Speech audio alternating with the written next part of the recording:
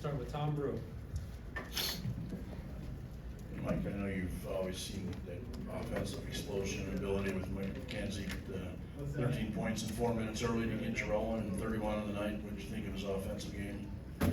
I thought he was the only one that truly played pretty good offense tonight. I mean, I thought we came out with great intentions. The ball moved early, and then we just got stale from an offensive standpoint in terms of moving the ball, making the extra pass. And this team was able to hang around. And, you know, a lot of that is because we just didn't execute, you know, and I got to get us better than that in that regard. I thought our defense was not too bad, but we got to rebound the ball better. There were too many offensive rebounds. Nathan as well. You said a couple weeks ago, you know, you wanted the team to cut out to a blazing start. I know it's only one game, but had you seen execution problems in practice at all on offensively? Had you been kind of practicing things well, kind of in the weeks leading up to that? No, I think we've been having some pretty good practices.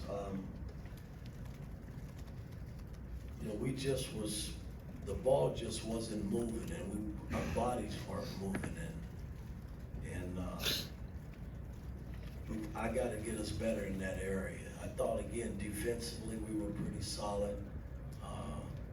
You take away their offensive rebound, and then we really are pretty good defensively, but we just couldn't keep them off the glass, and that's not a big team, so, you know, I got to get us blocking out and getting better in that area. Well, and then Zach. Mike, McKenzie's scoring obviously sticks out, but a block, a steal, and just a lot of improved effort and hustle plays on the defensive end. That was kind of a trend towards the end of last season. How do you see him in the offseason, kind of with his approach, his effort? How has that improved as he's progressed? No, he's still learning. I mean, I thought tonight was one of the best games he's had since he's been here. You know, he was pretty solid defensively, but you know, I look at what Kane and Carlisle did from a defensive standpoint. Gallo coming in, defending, and you know, giving us 9 assists.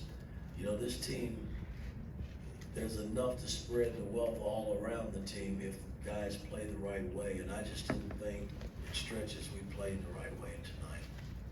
Zach and then Daniel. Mike, 16 turnovers, but it felt like some of them maybe where guys were trying to push the pace and just moving a little too fast. Do you feel like that's a number that maybe comes down a little bit as this team settles into how to play a little faster? Yeah, I think so. You know, Miles is still, you know, he had 5 turnovers, and 3 of them were turnovers where there just wasn't nothing there, you know, where he tried to split 2 and 3 guys and lost the ball. Those are things that are correctable, and he's just got to be patient to get us in something and then know when to go do what he needs to do offensively himself. So I'm still work in motion in terms of, you know, trying to get him to play the right way and be a true point guard. Daniel then Todd. Yeah, on that note, with Miles, where maybe is the next step, I guess, feel like with him? Well, again, I mean, you know, good point guards, great point guards, they figure out how to make players better around them, and then still figure out how to go score the basketball, because he can't score the ball. There's no doubt about that. He's shown that in practice, so I don't want to ever take that away from him. But I do want him to play the right way and run our offense when he's, you know, got the ball in his hands and make the right plays when it's time to make them. Todd then Zach. Like Trey has always been a jack of all trades for you, and with his role that he has now coming off the bench, can you just speak to how much you appreciate it as a coach that he's willing to accept the role that he has and thrive in it as he did tonight? Well, again, I mean, a lot of it has been, you know, we can't help but bring him off right now because he can't play big time minutes yet, and he's missed so much of summer play and coming back from summer play up until this point. So we're just gradually trying to bring him along and not burn him and get him hurt again. So, I mean, tonight his minutes grew a little bit more. I mean, he played 17 minutes, but he played longer in stretches tonight. And So we'll see how he feels tomorrow when he wakes up and comes in for treatment. That's gonna be the key. Zach and then Seth. Coach, what do you think your team's offensive identity is right now? Don't know, still searching.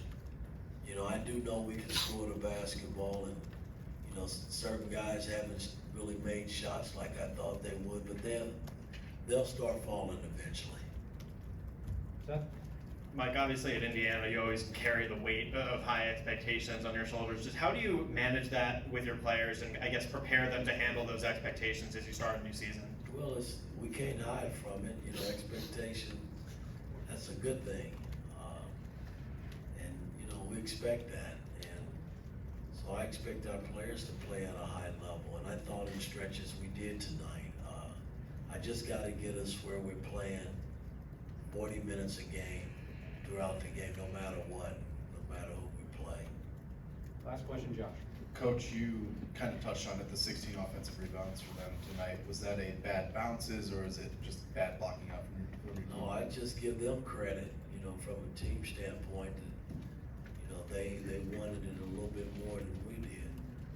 And that's something that can't happen, you know, so I gotta go back and break this film down and put them in front of the film and try to get better. That's right, thanks, Coach.